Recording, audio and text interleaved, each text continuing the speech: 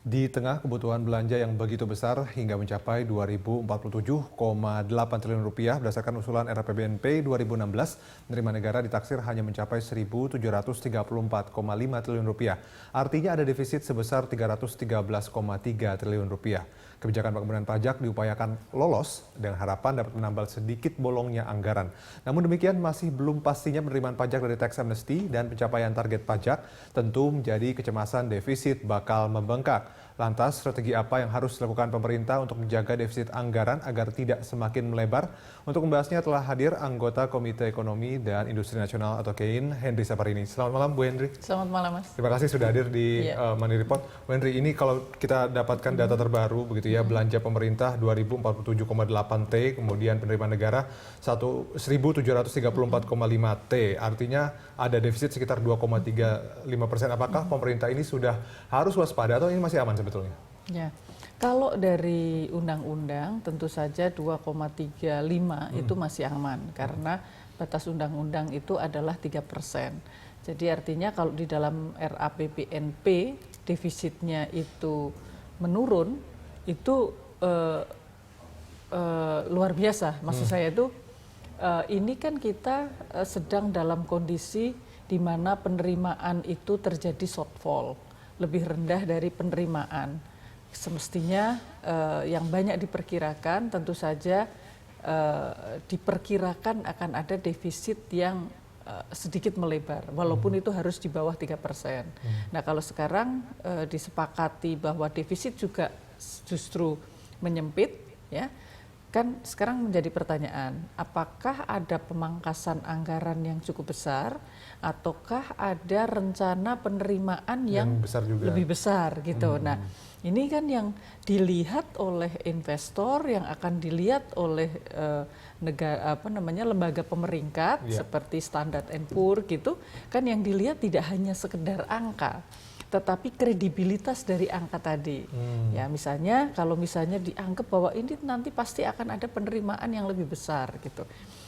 Dari mana? Kalau misalnya itu ternyata direncanakan dari tax amnesty, ya, karena nanti sudah disetujui di akhir bulan ini, kemudian masih ada 6 bulan untuk mengejar, disitulah sebenarnya market itu akan menilai apakah benar bahwa sekarang ini kan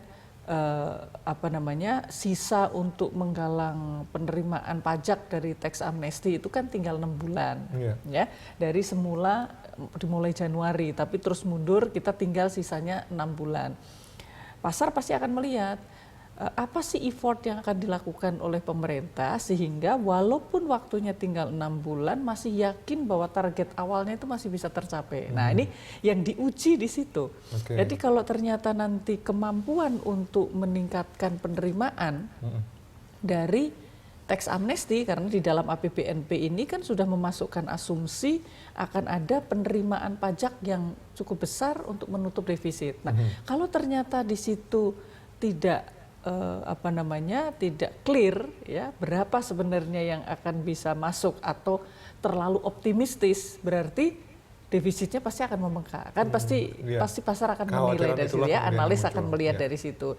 Kemudian dari sisi belanja, ya, kalau belanja dipotong, yang mana yang dipotong? Kalau misalnya APBNP ini kemudian belanjanya meningkat, memang otomatis semua akan meningkat karena semua itu yang obligatory expense itu kan sudah ada semua. Misalnya kalau pendidikan harus 20%, jadi begitu anggarannya naik, anggaran pendidikan ikut naik gitu.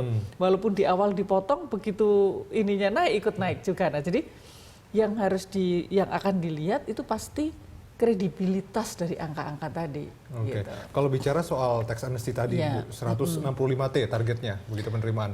Dan dalam waktu 6 bulan. Mungkin sekarang 165, awalnya sekitar 175 T. Gitu. Nah, jadi kalau 175 T artinya ini akan ada dana masuk, ya, yang cukup besar. Nah, ini kan pasti akan dinilai oleh para analis, ya. Yang pertama, kenapa kok ini kemudian angka Kementerian Keuangan dengan angka dari BI sangat berbeda? Mana yang lebih kredibel, kan begitu kan? Karena kalau yang satu yang keliru berarti kalau gapnya sangat lebar, berarti risiko terhadap keberlanjutan fiskal di 2016 ini kan. Nah kalau memang yakin bahwa akan ada 165 triliun misalnya atau 175 triliun itu, bagaimana cara pemerintah itu menarik mereka? Akan ditaruh di mana? Karena 175 triliun itu kan bukan dana yang masuk, itu dana pajak yang akan diterima. Artinya ada ribuan triliun kan yang masuk. Nah, di mana itu mereka akan menempatkan kan? Apakah hanya menempatkan di bank, ditaruh di deposito, atau membeli surat utang negara, atau membeli aset-aset yang ada, berinvestasi secara real? Nah, ini kan yang akan dilihat juga, benar nggak nih akan ada bisnis-bisnis yang akan disuntik dengan sekian ribu triliun dan nah, jadi lebih dari 175 karena kan 175 triliun itu kan yang masuk APBN, itu pajaknya.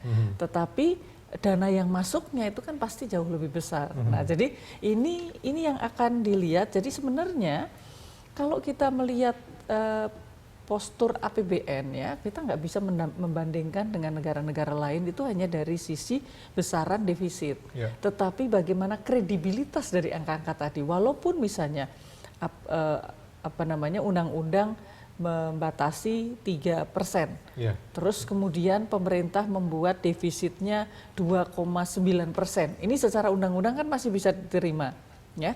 Bisa jadi jauh lebih bagus dibanding 2,3% asal jelas sebenarnya defisit itu akan dibiayai dengan apa dan defisit itu akan digunakan untuk apa. Nah, jadi lebih kepada kebijakan yang ada di bawahnya. Oke, kalau dari segi pengeluaran, pemotongan anggaran, kemarin Presiden Jokowi sudah memotong sekitar 50 triliun, rencanakan akan dipotong lagi sampai 20 triliun. Sejauh mana ini juga bisa ikut menambal bolongnya anggaran? Ya, jadi pemotongan anggaran itu kan pertama karena penerimaannya yang mengalami shortfall, ya.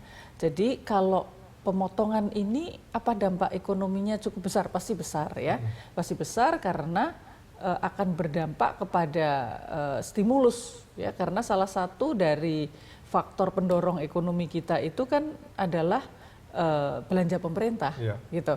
Nah, kalau 50 triliun, sekitar 50 triliun itu dipotong, yang pertama, kalau ternyata tadi penerimaannya itu salah menghitung, artinya realisasinya meleset, berarti kan harus dipotong lagi. Nah, jadi kalau harus dipotong lagi, ini ekonomi harus ditutup dengan apa? Kalau belanja pemerintah berkurang, mestinya kan harus ada investasi. Nah, investasi dari mana untuk menjaga agar pertumbuhan ekonomi yang masih dipatok 5,2 itu bisa tetap tercapai. Terutama kalau misalnya pemotongan anggaran itu untuk kebijakan-kebijakan publik begitu ya Bu, itu dikhawatirkan nanti akan mengganggu perekonomian begitu ya Bu. Ya, jadi sebenarnya kan kalau pemotongan anggaran yang kita harapkan tidak pada pengeluaran-pengeluaran untuk belanja modal, karena belanja modal itulah yang akan ada multiplier efek yang cukup besar. Nah, kalau kita bicara tentang belanja tadi, kenapa kemudian kalau belanja-belanja yang lain apakah bisa dipotong? Karena sebenarnya kan kalau misalnya pendidikan ya, kalau begitu anggarannya itu naik, belanja pendidikan itu kan akan naik juga. Nah, sebenarnya dipotong semestinya tidak masalah dalam kondisi seperti ini, karena KL untuk pendidikan itu mereka kan selama ini hanya merencanakan program itu sebesar X. Begitu ada by law, dia akan dapat tambahan anggaran, pasti kan harus meng-create project yang baru. Padahal itu nggak penting. Nah, jadi semestinya sudahlah ada beberapa yang kesepakatan pemerintah dengan DPR itu kemudian nggak usah ditambah. Karena yang kemarin pun belum terserap misalnya. Oke, kita break dulu Bu Henry dan kita akan lanjutkan di segmen berikutnya. Ada pemirsa tetap bersama kami di Money Report.